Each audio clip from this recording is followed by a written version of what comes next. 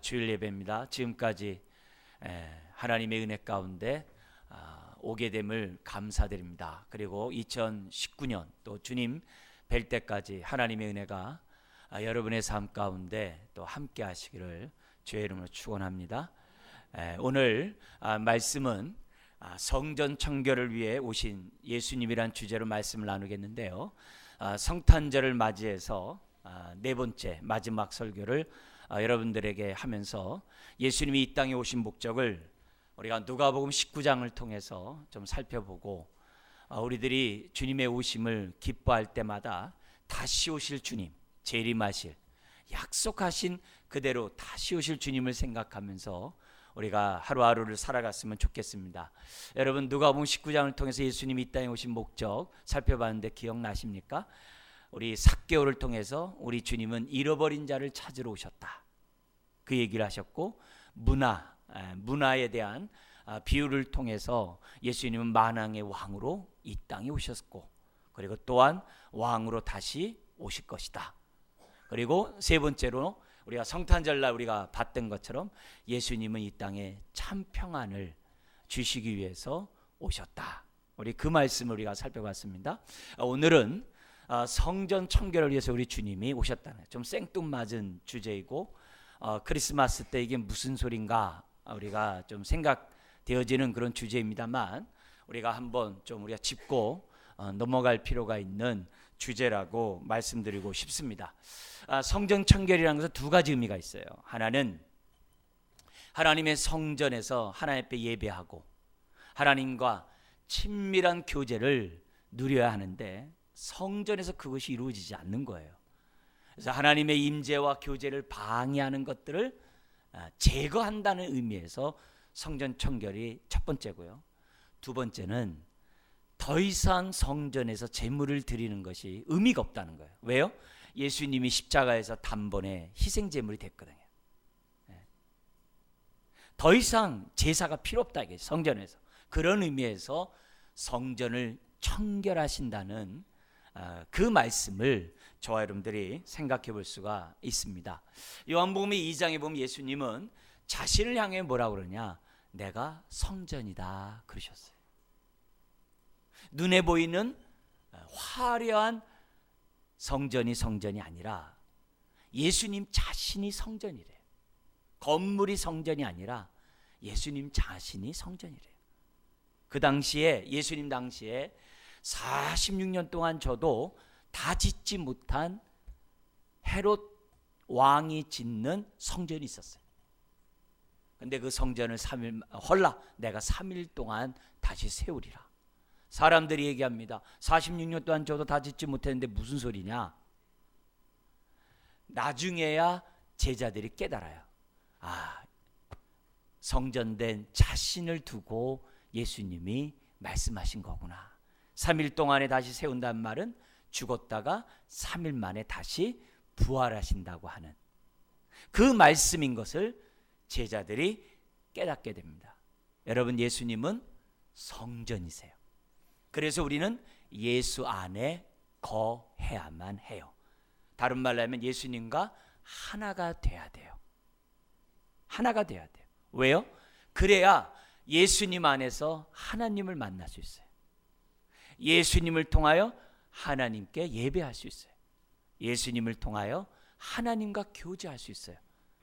그렇기 때문에 우리는 항상 예수 그리스도 안에서 예수 그리스도와 함께 신앙 생활해야만 해요. 그 어느 누구도 하나님을 만나는 것을 방해할 수 없어요. 어디 안에 있으면? 예수 안에 있으면. 많은 고난이 있고 많은 핍박이 있고, 심지어는 어느 시대에 우리가 이처럼 모여서 예배를 드리지 못할 시대가 올 수도 있어요. 그러나 걱정할 거 없어요. 우리가 예수 안에 있으면 어디 있다 한다 할지라도, 정말 심지어 무슨 아오지 탄광에 있다 할지라도 우리는 하나님의 임재와 하나님과 교제를 맛볼 수 있는 사람이 될 수 있습니다. 그래서 우리들이 항상 예수 그리스도 안에 거하는 것이 무엇보다도 중요합니다. 왜요? 예수님이 성전이니까. 여러분, 에덴 동산에서 하나님의 임재와 교제가 있었어요. 그런데 아담과 하와가 범죄함으로 쫓겨났어요. 이스라엘 땅에 하나님은 성전을 세우시고 내가 너와 함께하고 너와 교제하길 원하신다라고 우리 주님이 성막과 성전을 구약에 세우셨어요. 근데 또 범죄해요. 그래서 하나님이 이스라엘에서 이스라엘을 쫓아냈어요. 이스라엘 땅에서 이스라엘을 쫓아냈어요. 그게 바벨론 포로예요. 그렇지만 하나님은 여전히 내가 너희와 함께하기 원하고 너희와 교제하기 원한다 해서 누굴 보내주신 거예요? 예수님을 보내주신 줄 믿습니다. 그래서 예수님의 이름이 임마 뭐예요? 누엘, 내가 너와 함께 한다라고 예수님의 이름이 임마누엘이 되는 거예요. 그리고 훗날에 나중에 주님이 재림할 때 이 땅이 어떻게 돼요? 온통 하나님과 예수 그리스도와 성령님과 저와 여러분들이 하나가 돼요. 하나가 돼요. 즉 하나님의 임재와 교제 가운데 거하는 새 예루살렘이 이 땅에서 이루어지게 된다는 거예요. 그게 성경이에요. 오늘 이런 모습 속에서 정말 우리들이 예수 안에서 거하는 것이 얼마나 중요한지를 다시 한번 생각하셔야 돼요. 예수님 말씀만 내가 성전이다 얘기 안 했어요. 행동으로도 성전인 것을 보여주셨죠. 어떻게 해요? 예수님이 중풍병자가 예수님 앞에 왔을 때 예수님이 어떻게 고치세요? 네 병이 나았다 이렇게 하셨어요? 안 그랬어요. 중풍병자 보고 뭐라 하냐면 너의 죄가 사함받았다라고 얘기를 해요. 원래 죄를 사하는 그 권세는 누구나 할 수 있어요? 성전 안에서 제사장만 할 수 있어요. 그것도 대제사장만이 백성의 죄를 갖다가 사할 수 있었어요. 근데 예수님은 제사장도 아니었어요. 그리고 예수님은 성전 안에서도 아니었어요. 성전 바깥에서 제사장도 아닌 예수님이 네 죄가 사함받았다고 얘기해요. 왜요? 예수님이 성전이시거든요. 예수님이 제사장이시거든요. 그것뿐만이 아니에요. 한센병 중풍병자 든 사람을 갖다가 고칠 때 뭐라고 그래요? 너가 깨끗함을 받았다고 그래요. 깨끗함을 받은 것도 성전 안에서 제사장만 해요. 근데 예수님이 성전 바깥에서 깨끗함을 받았다고 해요. 왜 그래요? 참 성전이시며 참 제사장, 그것도 대제사장이시니까.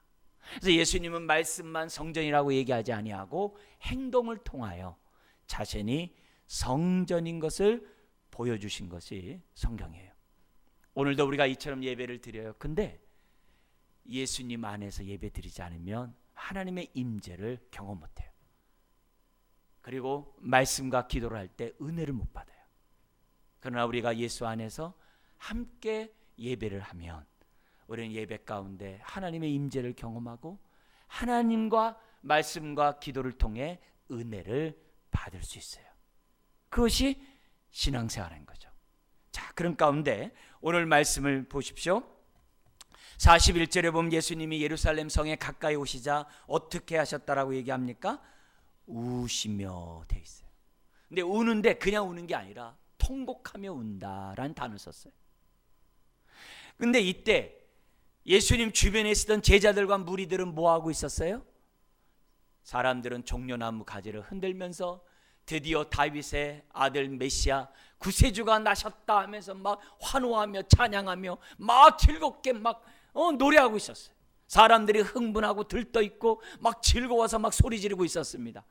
심지어는 거기 나와 있는 38절처럼 우리 성탄절에 본 것처럼 찬송하리로다 주의 이름으로 오시는 왕이여 하늘에는 평화여 가장 높은 곳에는 영광이로다 하면서 막 찬양 막 하고 있었어요.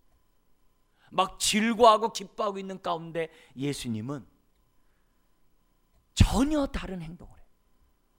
예루살렘 성을 보시면서 정말 몹시 슬퍼했다. 큰 소리로 우셨다라고 기록되어 있어요. 그러면서 예수님은 42절 44절에 그렇게 우신 이유를 얘기합니다. 뭐라고 얘기하냐면 42절에 이렇게 얘기합니다. 너도 오늘 평화에 관한 일을 알았더라면 좋을 뻔하였거니와. 여기 평화에 관한 일이 뭐겠어요?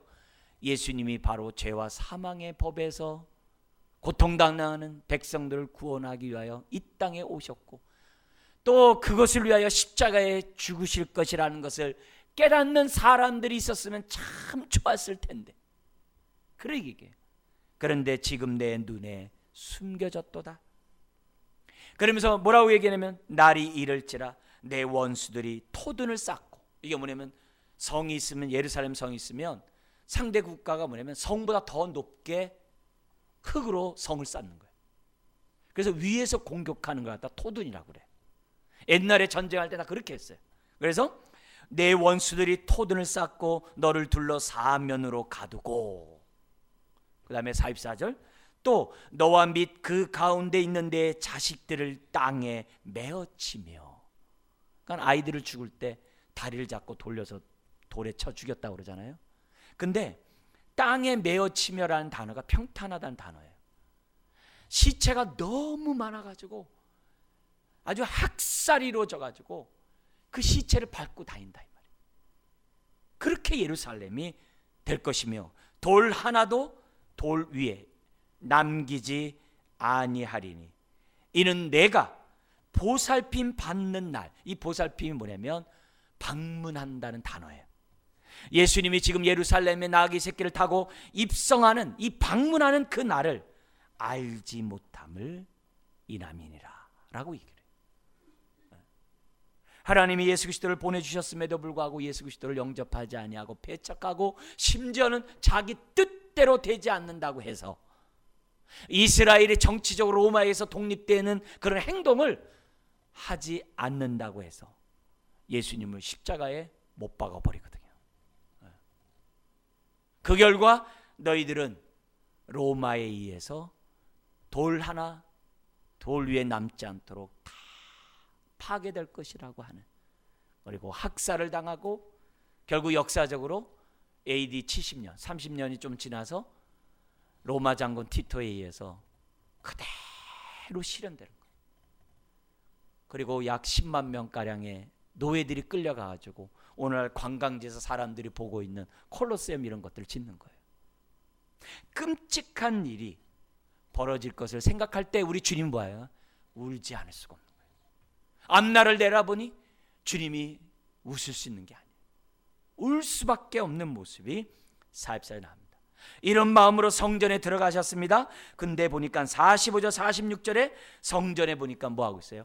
장사하는 사람들이 성전 마당에 가득한 거예요. 여기가 이방인의 뜰이에요. 이방인들이 와서 하나님 앞에 예배를 드리는 곳인데 장사하는 바람에 예배를 드릴 공간이 없어져 버린 거예요. 단순히 예배 드릴 공간이 없어지는 것으로 끝나는 게 아니라 여기서 장사하는 사람은 뭐냐면 희생 제사를 드리는 데 있어서 짐승을 파는 사람, 그리고 외국 사람들이 짐승을 살 수 있도록 환전해 주는 사람, 그런 사람이 장사하는 사람들. 이런 사람들을 우리 주님이 내쫓아버린 거예요. 그러면서 뭐라고 얘기합니까? 46절에 내 집은 기도하는 집이 되리라 하였거늘 너희는 강도의 소굴을 만들었도다. 하나님 앞에 기도를 해야 되는데, 하나님의 성전에서는 하나님의 임재 가운데 기도를 해야 되는데 그게 아니라 강도의 소굴, 즉 탐욕의 종이 되어가지고 희생 제사 제도를 통해서 돈을 축적하고 있는 거예요. 그런데 그 중심에는 누가 있냐면 대제사장이 있는 거예요. 백성들이 멀리에서 하나님 앞에 드리려고 귀한 짐승을 가지고 끌고 와요. 그러면 제사장들이 트집 잡아요. 이 짐승으로는 흠이 있어서 제사를 드릴 수가 없습니다. 그럼 어떻게 해야 할까요? 여기 있는 짐승으로 바꿔 사든지, 여기 있는 짐승을 사서 하든지, 여기에 깨끗한 짐승으로 하나님 앞에 제사를 드리는 거예요. 그런데 그 짐승은 흠이 많은 짐승들이에요. 그러면서 그 배후에서 종교 지도자들이 정말 부를 축적하는 강도의 소굴로 만들어버린 그런 예루살렘 성전이 된 거예요. 그러니까 우리 주님이 우셨던 주님이 곱게 지나가겠어요? 그 장사치들은 성전을 더럽히는 그 탐욕의 그 모든 것을 다 쫓아내는 거죠. 그래서 이사야 구약의 선지자가 얘기했던 것처럼 내 집은 기도하는 집이다 라는 말씀을 하신 거고, 에레미야 선지자가 정말 과거에 예루살렘 성전이 한번 무너졌을 때 그때 했던 말, 거기 뭐라 하냐면 강도의 소굴로 만들었다고 하는 그 진노의 메시지를 우리 주님이 또다시 몇백 년이 지난 다음에 지금 사람들이 하고 있는 거예요. 자, 그러면서 47절 48절 그 다음에 우리 주님이 하신 일이 뭐였습니까? 날마다 성전에 들어가셔서 하나님의 말씀을 가르치셨다. 앞으로 예수님은 4일 후에 십자가에 못 박혀 죽으세요. 그동안에 우리 주님은 날마다 하나님의 말씀을 가르쳤다. 자, 왜 가르쳤을까요? 한 영혼이라도 회개하고 돌아서라고. 왜 주님이 날마다 가르쳤을까요? 한 영혼이라도 구원받아야 될 남은 자, 하나님의 택한 백성들이 있기 때문에 우리 주님은 공개적으로 날마다 전했어요. 또 왜 날마다 전했을까요? 내가 여기 있으니 나를 잡아다가 십자가에 못 박아 죽이라는 거예요. 그 당시 47절 대제사장과 서기관과 종교 그 백성의 지도자들 예수님을 잡아 죽이려고 하더라도 잡을 수가 없는 거예요. 왜 그러냐? 48절에 백성이 다 그에게 귀를 기울여 들으므로. 이 단어가 뭐 찰싹 달라붙어서 듣는다 이 말이에요. 그러니까 예수님 주변에 백성들이 너무 많으니까 종교 지도자나 백성의 지도자가 어떻게 할 수가 없는 거예요. 이게 무슨 얘기예요? 예수님이 잡혀줬기 때문에 잡혀진 거지, 예수님이 힘이 없어서 잡힌 것이 아니라는 거예요. 예수님이 마지못해 힘이 없어서 잡혀가지고 죽은 게 아니라는 거예요. 예수님은 로마를 갖다 무찌를 수 있는 많은 천군 천사를 능히 부릴 수 있는 분이 주님이에요. 그러나 주님의 죽지 않으면 저와 여러분들이 죄에서 사망해서 우리가 구원받을 수 없기 때문에 원수 사탄 마귀가 멸망을 받을 수 있는 사건이 없어지기 때문에 우리 주님이 어떻게 돼요? 저와 여러분들을 구원할 뿐만 아니라 우리를 괴롭히는 원수 사탄 마귀를 심판하시기 위해서 우리 주님은 반드시 죽으시고 그리고 반드시 부활하셔야만 한다는 것이 하나님의 뜻이었던 거죠. 여러분, 오늘 이 사건에서 우리는 예수님의 다양한 모습을 발견할 수 있습니다. 첫 번째는 크게 우신 예수님, 두 번째는 내어 쫓으시는 예수님, 세 번째로 마지막 잡히시는 그때까지, 정말 어떻게 보면 이 땅의 생을 다하는 그때까지 날마다 하나님의 말씀을 전하시는 우리 예수님의 모습. 여러분, 우리는 이 모습에서 예수님이야말로 참된 목자라는 것을 발견하게 됩니다.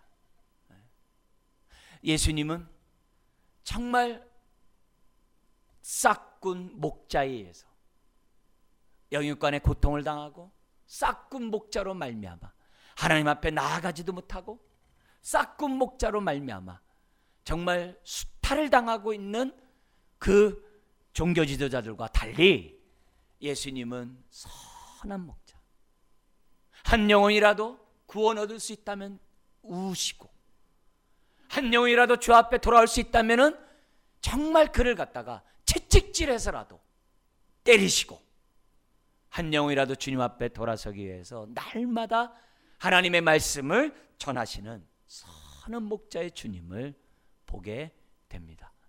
사랑하는 성도 여러분, 오늘 이런 주님 앞에 우리는 어떤 사람입니까? 오늘 이런 주님이 나를 바라볼 때 어떤 반응을 보이실까요? 나의 가정을, 우리 교회를 보실 때 우리 주님이 어떤 모습을 띠실까요? 울고 계실까요? 아니면 우리 때문에 기뻐하실까요?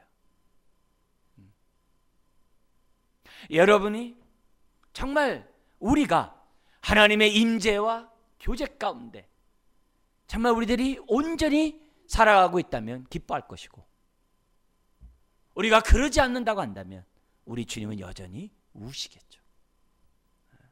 우시겠죠. 오늘도 주님은 저 같은 목회자를 통해서 하나님의 말씀을 가르치십니다. 날마다 가르치셨던 주님은 오늘도 저 같은 사람을 통해 끊임없이 하나님의 말씀을 가르치고 계십니다. 이 말씀 앞에 우리가 믿음으로 받는다면, 그리고 그 말씀 가운데 살아간다면 기쁨을 주겠지만, 만약에 저와 여러분들이 그러지 않는다고 한다면 우리 주님은 또다시 눈물을 흘리지 않을 수가 없다는 겁니다. 그런 의미에서 오늘 이 세 가지 주님의 모습을 통해서 오늘 우리들의 모습을 한번 점검하기를 원합니다. 먼저 우리가 첫 번째 우리가 봐야 될 부분은 크게 우시는 예수님의 모습을 통해 우리를 보기를 원합니다. 예수님이 예루살렘을 바라보면서 우신 건 다른 것이 아닙니다. 이것이 멸망의 도성이기 때문에 운 거죠. 탐욕의 종으로 가득 찼기 때문에, 탐욕의 도시이기 때문에, 그리고 머지않아 멸망의 도시이기 때문에 우리 주님이 우신 거죠. 예루살렘은 하나님의 임재 장소였어요. 하나님의 통치가 이루어지는 하나님의 도성이었어요. 근데 그 도성이 사탄의 도성이 된 거예요. 사탄의 도성이 된 거예요. 하나님이 역사하고 하나님의 의의가 드러나야 될 도시에 불의가 넘쳐난 거예요. 그런 모습을 갖고 있으니 우리 주님이 어찌 울지 않을 수가 있겠냐. 더구나 42절에 보니까는 이런 끔찍한 일이 도래했음에도 불구하고 그 백성들이 뭐 했다고 그래요? 지금 내 눈에 숨겨졌도다. 이 예루살렘 성이 무너질 건데, 제자들은 예루살렘 성 보면서 예수님이 얘기합니다. 주님, 예루살렘 성 보세요. 얼마나 웅장하고 위대하고 얼마나 화려합니까? 하면서 막 제자들이 예수님에게 막 이렇게 얘기를 해요. 그러니까 예수님이 그래요. 돌 하나도 돌 위에 넘어지지 않고 다 무너질 것이다. 제자들과 같이 있을 때 하셨던 얘기를 오늘 주님이 또 하신 거거든요. 근데 여기서 봐야 될 것은 뭐냐면, 그들의 눈이 멸망당할 그 예루살렘 성에 사는 그들의 모든 사람들의 눈이 어떻게 돼요? 가려졌다는 것이 문제예요. 가려진 것 때문에 우리 주님이 울지 않을 수가 없어요. 근데 왜 가려졌어요? 죄악에 물들어 있으니까. 난 넣고 기억자는 몰라요. 예수님이 오셔도 하나님의 아들인지 몰라요. 예수님이 그렇게 많은 말씀과 능력을 나타내는데도 예수님이 하나님의 아들인지 몰라요. 그래서 배척하고 거절하고 죽여요. 예루살렘 성의 가장 대표적인 주님의 눈물을 뿌리는 두 부류가 있었어요. 하나는 서기관과 바리새인의 그룹이에요. 종교 지도자들이에요. 또 하나는 헤롯 땅을 비롯한 정치 지도자들이에요. 이 두 그룹이 예루살렘을 정복하고 있었어요. 근데 종교 지도자들은 하나님을 믿노라 하면서 뭐 하고 있었어요? 외식적이고 형식적으로 신앙생활 할 뿐이지 진심으로 하지 않았어요. 그러니까 백성들의 눈을 다 어두워버리게 했어요. 다 잠들어버리게 해버렸어요. 심지어 헤롯 땅들의 정치 지도자는 뭐예요?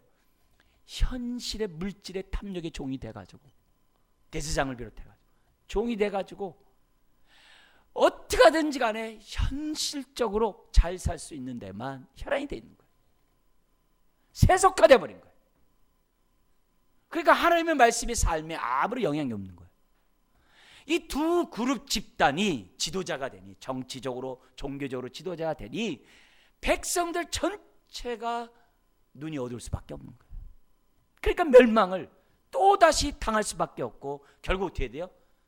이스라엘 백성이 이스라엘 땅에서 쫓겨나가지고 지금 전 세계에 다 흩어져 살다가 지금 다시금 뭐예요? 그 땅에 지금 이스라엘 백성이 들어가지 않았습니까? 이 모든 일들을 우리 주님이 볼 때 지금 뭐예요? 울고 있다는 거예요. 여러분, 오늘 저와 여러분들의 삶을 한번 보셔야 돼요. 오늘 개인적으로 우리 자신들의 모습도 한번 보세요. 이 두 개의 이 무리들이 오늘 뭐예요? 오늘날 교회 안에도 그대로 있고, 심지어는 우리들 자신들에게도 그대로 있어요. 우리가 신앙생활하면서 우리가 예배는 드리는데 형식적으로 드리면 똑같은 거예요. 눈이 가리운 거예요. 우리가 예배를 드리고 하나님 앞에 섬긴다고 하면서 두 주인을 섬기면 똑같은 거예요. 재물과 하나님을 동시에 섬기면 똑같은 거예요. 이런 모습을 갖고 있으면 하나님이 은혜를 베풀어도 우리가 몰라요. 오늘 예배 가운데 하나님이 함께해도 몰라요. 하나님의 말씀과 기도를 들어도 은혜가 안 돼요. 그냥 흘러버려요. 왜요? 눈이 가려졌고 마음은 어두웠기 때문에. 여러분, 내 눈이 밝고 하나님의 은혜 가운데 있는 그것을 점검하는 측정표들이 있어요. 뭐냐? 가장 대표적인 게 뭡니까? 예배를 사모하고 이 자리에 나왔느냐 안 나왔느냐 그거 보면 알아요. 사모하며 나오면 눈이 뜬 사람이고, 그냥 나오면은 눈이 감긴 사람이죠. 하나님 앞에 말씀과 기도하는 거 보면 평가할 수 있어요. 말씀과 기도하는 게 지겨워요. 마지못해요. 의무적으로 해요. 그냥 하더라도 조금 하고 말아요. 그거는 눈이 가렸다는 증거죠. 예배를 드리고 하나님의 말씀을 나누는 그것이 정말 나에게 기쁨이 돼야 되는데, 왜요? 성경의 말씀을 나눌 때 기쁨이 충만하리라 했거든요. 근데 교회 안에서 말씀 나눔도 안 하고 교회 안에서 기도도 안 하고 하는 그것이 의무적으로 하고, 만약에 그렇다고 한다면 주님이 나를 보실 때 우실 거예요. 우리를 볼 때 우실 거예요. 근데 우리가 예배를 사모하면서 주님 앞에 나오면 주님은 기뻐할 거죠. 말씀과 기도를 하는데 정말 하나님의 뜻을 알고자 하나님 앞에 정말 사모하는 마음으로 말씀과 기도를 한다면, 그래서 그 나누기를 즐겨한다고 한다면 하나님이 기뻐하겠죠. 교회도 마찬가지예요. 오늘 우리 교회를 보면서 정말 예배를 사모하는 성도들이 모여서 예배를 드린다면 기뻐하겠죠. 그러나 그게 아니라 그냥 형식적으로 한번 예배 드리고 그냥 갚버리고, 교회 안에서 어떤 말씀의 교제도 없고 그냥 갚버리고, 그럼 우리 교회를 바라볼 때 주님이 어떠 하시겠어요? 우실 수밖에 없다는 거죠. 우리가 90일 성경 읽기 했어요. 관심이 없어요. 그럼 어떻게 돼요? 주님 우시는 거죠. 90일 동안 성경 읽기 하는데 아무런 생각이 없어요. 그냥 한번 예배 드리고 그냥 끝나요. 주님은 날마다 성전에서 가르치셨다는데, 구약의 제사가 아침 저녁으로 날마다 번제로 드려졌는데 그냥 주일 한번 하고 나는 마치 의무를 다한 것처럼 생각한다면 주님한테 피눈물을 흘리게 하는 거죠. 뭔가 우리가 정말 2018년을 끝나고 2019년을 맞이하는 우리들 한번 좀 마음에 좀 각오를 좀 했으면 좋겠어요. 주님, 내가 하나님의 임재를 사모하고 하나님과 교제를 사모하기 원합니다. 그걸 통해 하나님을 만나고 그걸 통해 기쁨이 충만한 인생이 되기 원합니다. 하나님, 나에게 은혜를 베풀어 주세요. 하나님, 우리 교회 살려주시고 우리 교회가 말씀과 기도가 아주 충만한 교회가 될 수 있도록 하나님 도와주십시오. 그렇지 않으면 교회를 볼 때 우시지 않을 수가 없는 거죠. 예수님이 우셨다는 것은 더 이상 우리가 어떻게 돼요? 예수님을 울게 만들어서는 안 된다는 것이 포함되는 거예요. 우리 2018년 마무리라는 이 시점에 주님, 울게 하는 부분이 있으면 용서하시고 기쁨이 되는 인생이 되게 해주십시오. 두 번째로 우리가 살펴봐야 될 예수님의 모습은 내쫓으시는 예수님입니다. 여러분, 예수님은 하나님의 임재와 교제를 방해하는 것들을 제거합니다. 교회를 만민이 기도하는 집으로 만들길 원하실 뿐만 아니라 내쫓으세요. 우리 안에 성전을 삼고 계십니다. 성전을 삼고 계십니다. 그래서 우리 안에 성전 삼으셔서 하나님의 임재와 교제를 이루기 원하세요. 만약에 우리 안에 하나님의 임재와 교제를 방해한 거 있으면 잘라버리십니다. 왜 성령님을 우리에게 보내셨어요? 왜 주님의 영이신 성령님을 왜 우리에게 보내셨어요? 우리 안에 있는 죄들을 책망하고 지적하고 회개함으로 쫓아내려고. 왜 성령님 우리 안에 보내셨어요? 불순종하는 마음을 순종함으로 잘라버리라고. 왜 성령님 우리 안에 오셨어요?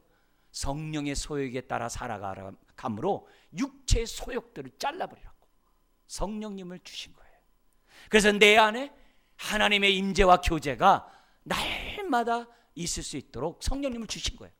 그런데 그래도 성령님의 인도하심에 귀 기울이지 않고 성령을 거절하고 성령을 소멸하고 성령을 무시하고 성령을 근심하는 삶을 살면 은혜를 걷어가요.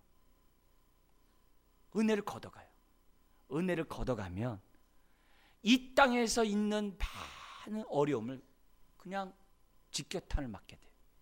날씨가 추우면 방한복을 입어서 이렇게 보호를 해야 되는데 방한복이 없어져 버려요. 우리가 사는 이 세상은 실 낙원이에요. 아담이 범죄함으로 이 세상은 낙원을 상실한 실 낙원이에요. 그래서 이 세상은요, 내가 잘 살아도요, 남이 못 산 사람 때문에 피해를 입는 게 이 세상이에요. 나는 운전을 잘해도 다른 차가 나와서 들이박는 게 이 세상이에요. 나는 성실하게, 나는 정말 진실하게, 나는 공의롭게 살아도 남들이 나를 빼앗아 가버리는 것이 세상이에요. 왜요? 실낙원이거든요. 오늘 우리들이 주님과 하나가 되고 주님의 인도를 받는 이유는 다른 게 아니에요.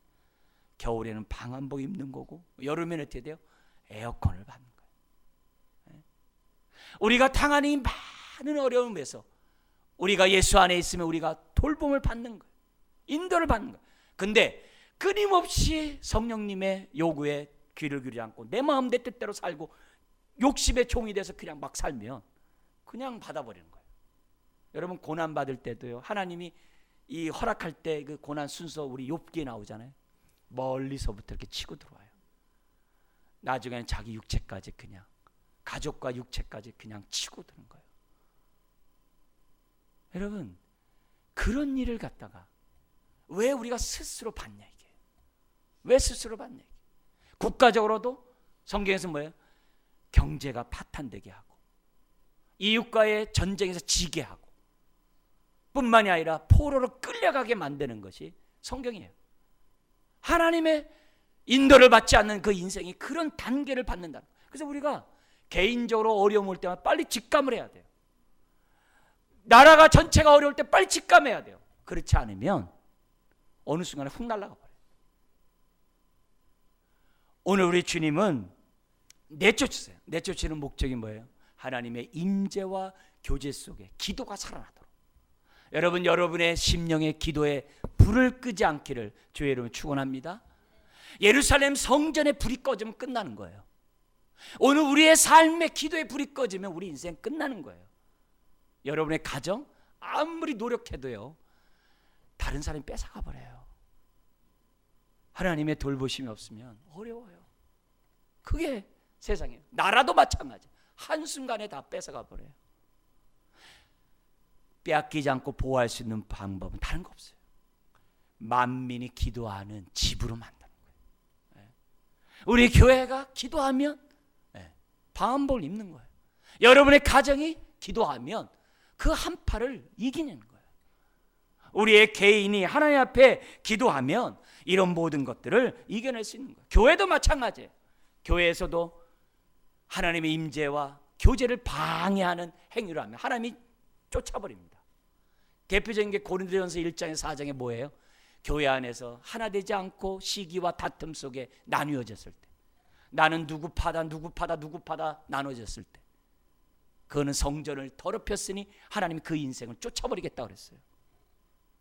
교회 안에서는 어떻게 하든지 간에 오래 참고 우리가 뭐예요? 용서하고 하나 돼야 돼요. 여러분의 가정도 마찬가지. 왜요? 하나님의 임재와 하나님과의 교제가 이루어지기 위해서. 베드로전서 뭐라 그래요? 부부싸움 하지 말라는 거예요. 왜요? 기도가 막힌다니까. 거기 그렇게 돼 있어요. 기도가 막히는 행동들 하지 말라는 거예요. 왜요? 그러면 우리 인생 그냥 한파 그냥 맞아버리는 거예요. 여러분, 우리가 2018년 마무리 끝나면서 우리의 인생을 어떻게 살았냐? 한파를 맞으면서 살아왔습니까? 아니면 하나님의 돌보심 속에 살아왔습니까? 교회는 장사치를 잘라버려야 되는 거예요. 이게 뭐예요? 탐욕을 잘라버려야 돼요. 오늘날 우리 대형 교회에서 이렇게 세습 문제가 왜 이렇게 막 이슈화되고 막 이렇게 매해합니까? 다른 게 아니거든요. 사람들이 이렇게 얘기해요. 성령의 소욕을 생각할까 육체의 소욕일까 막 갈등을 해요. 그러다 마지막에 선택하는 게 그 사람 중심이에요. 아무리 내가 이렇게 할까 이렇게 할까, 하나님의 영광으로 할까, 나를 유익을 위해 할까 막 고민하다가 마지막에 선택하는 게 자기가 어떻게 돼요? 인간의 욕심을 선택을 딱 하면요, 그 사람 중심은 그거예요. 저 많이 생각했는데 그거 중요하지가 않아요. 중요하지가 않아요. 어떤 걸 선택할 때 선택의 기준이 A 할까 B 할까, 이게 하나님이 기뻐하는 건데, 이건 내가 당장 나에게 유익인데 나의 유익을 구할까 하나님의 유익을 구할까, 마지막 자기 유익 구하면요 그 사람 중심이 그거예요. 그거는 내가 뭐라고 해도 소용없는 거예요. 우리 마음 중심에 오직 주님만이 계셔야 돼요. 내 안에 탐욕이 있으면 안 돼요. 그래서 대형교회 그런 세습 문제를 심각하게 다루는 거예요. 왜요? 결국 탐욕의 종이 되어서 세습을 하니까. 뭐라고 그러는 거예요? 오늘 우리들의 삶도 마찬가지예요. 교회가 정화되지 않으면 끝나는 거고, 여러분의 가정이 정화되지 않으면 끝나는 거예요. 그러나 주님의 이 내쫓임 목적은 뭐예요? 회복하기 위함인 줄 믿습니다. 내쫓이는 목적은 다른 게 아니에요. 하나님의 임재와 교제가, 기도가 살아나도록 하는 거예요. 근데 여러분이 어려운 일을 겪었을 때 기도가 더 막혔다? 그녀 근본적으로 하나님을 만나지 못한 거예요.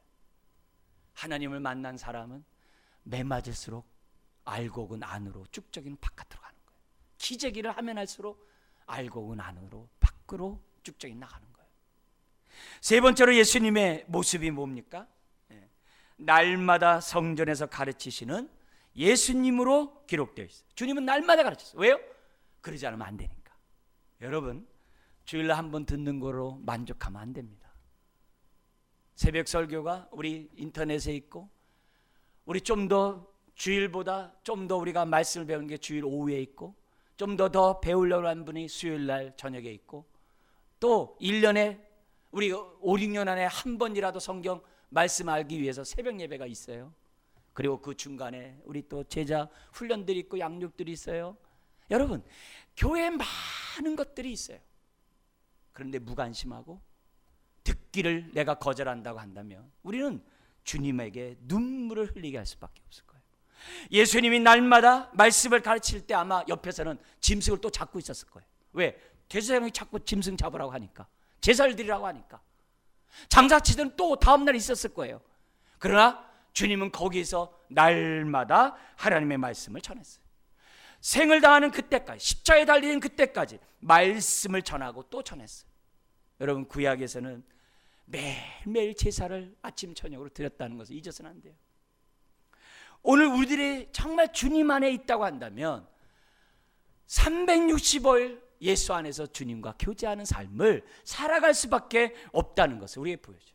그 말은 매 순간 하나님의 말씀을 들어야 한다는 거예요. 주님과 온전히 하나가 되어야 한다는 것을 보여줘요. 내가 하나님의 은혜 가운데 살고 우리 교회가 살려면 말씀의 터 위에 세움을 받아야 돼요. 다른 거 없어요. 끊임없이 말씀을 통하여 우리들이 드려요. 하나님의 뜻이 아닌 건 벗어버리고, 회개할 건 회개하고, 순종할 것을 순종하면서 저와 여러분들이 사셔야 돼요. 그래야 우리가 어떻게 돼요? 하나님의 임재와 하나님과 말씀과 기도 가운데 교제할 수가 있는 거예요. 목사인 저는 최선을 다해서 여러분들에게 말씀을 전하려고 합니다. 여러분도 또한 어떻게 돼요? 사모하시고 듣고자 해야 돼요. 나 안다. 알면 나눠주세요.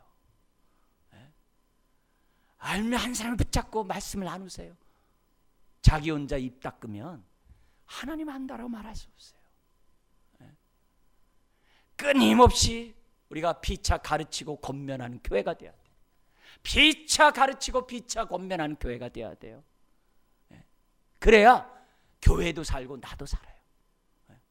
나도 하나님의 은혜 가운데 살아갈 수 있다는 것을 잊어서는 안 돼요. 여러분, 오늘 이 주님의 이 세 가지 모습을 우리 한번 좀 보면서, 왜 우리가 날마다 하나님의 말씀을 들어야 되고, 왜 날마다 하나님의 말씀을 묵상하며 살아야 됩니까? 왜 매일 기도해야 됩니까?